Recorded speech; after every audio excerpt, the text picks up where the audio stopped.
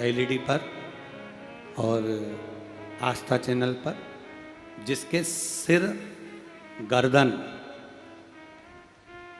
गले के अंदर से हड्डी के अंदर एक्सीडेंट में पूरी घुस गई। गला कुछ बचा नहीं, केवल धड़क पूरा अंदर की ओर प्रवेश और सिर और कान के भीतर की हड्डी पूरी फट के अंदर चली गई। आप लोग टीवी स्क्रीन पर देख रहे होंगे आस्था चैनल के माध्यम से। अब पत्र का स्मरण करें। मैं गंगदेव साहू, ग्राम सुकतरा, सिलहाटी, जिला कबीरधाम से हूँ। कहीं बैठे हों तो हाथ हिला सकते हैं। अगर कहीं बैठे हों तो हाथ हिला सकते हैं। कबीरधाम से हूँ।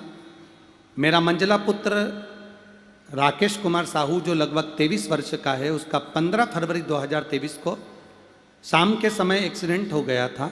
उस एक्सीडेंट के दौरान उसकी आँख के पास सिर पर बहुत बड़ी गहरी चोट आई, जहाँ का नस मस्तिष्क से नस के कनेक्शन से फट गया, जिसे नज़दीकी हॉस्पिटल में ले गए, हॉस्पिटल से दूसरे हॉस्पिटल में ले गए, दूसरे से तीसरे हॉस्पिटल में ले गए, फैमिली डॉक्टर से बात कराकर प्राइवेट हॉस्पिटल में ले गए, फिर सरकारी में ले गए।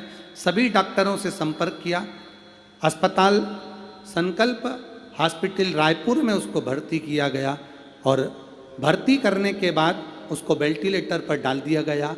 जो डॉक्टरों ने कहा अगर 6 दिन 1 हफ्ते के अंदर इसको होश आ गया तो ये समझो कि ये जीवित है, ये ठीक है। अगर होश नहीं आया तो इसकी कोई जवाबदारी नहीं है।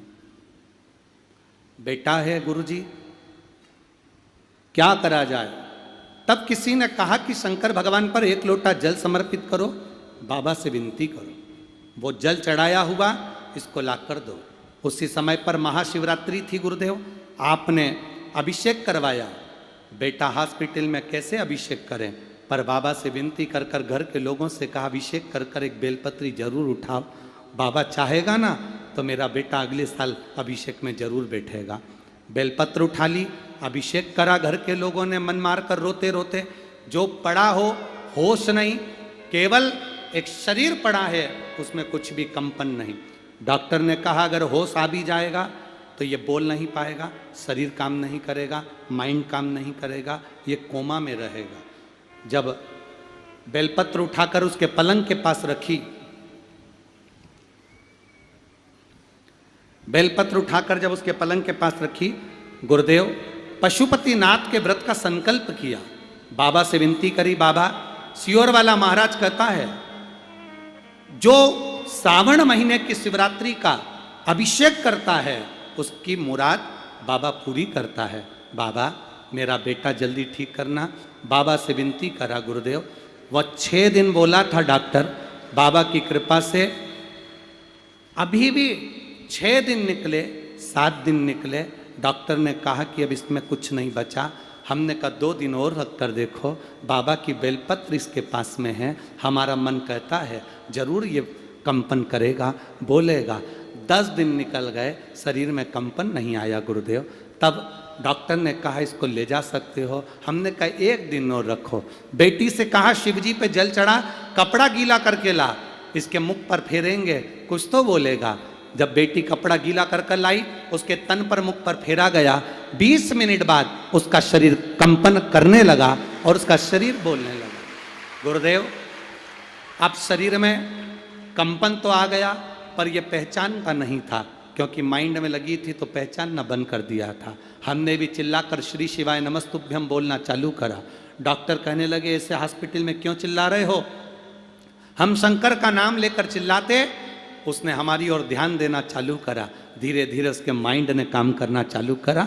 माइंड काम करना चालू करा तो हाथ और पैर काम करना बंद कर दिए। पैरालिसिस का अटैक आ गया। पैरालिसिस अटैक के कारण हाथ पैर ने काम करना बंद कर दिया। डॉक्टर ने कहा अब कोई जवाबदारी नहीं है, इसको ले जाओ। हम उसको घर ले आए। समय की अवस्था में शिव जी पे जल चढ़ाते, उसको पिलाते।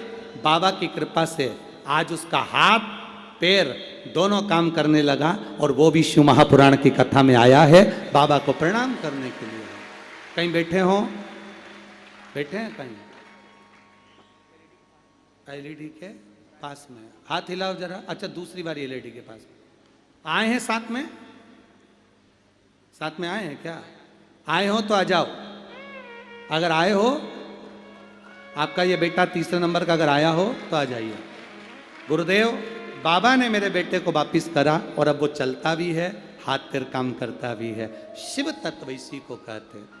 खाली न जाता कोई दर से तुम्हारे, खाली न जाता कोई दर से तुम्हारे, मैं भी खड़ा हूँ बाहें पसारे, अपने हृदय से लगा लो, लगा लो, गिरी जा रही हो, उठा लो।